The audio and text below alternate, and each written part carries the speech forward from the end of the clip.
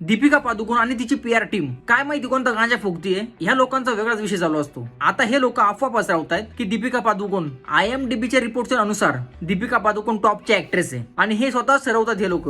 खरं तर दीपिका पादुकोणला आजकाल कुत्र विचारत नाहीये. तिला लगभग 4 पिक्चर मधून काढून टाकलंय आणि ही सध्या घरी बसून कॅरम खेळतीये. तिच्याकडे काहीच काम नाहीये आणि हे सगळं झालंय तिच्या शहाणपणामुळे. ती म्हणत होती की मला फीस तर द्याच, माझी जेवढी पण 15 जणांची टीम आहे त्यांचा पण खर्च प्रोड्युसर करणार. अरे प्रोड्युसरचा जीव घेता का? एकतरी 10-10, 15-15 करोड रुपये घेते आणि त्यात पण तिच्यासोबत 15 लोक, त्यांचा पण खर्च करणार हे लोक.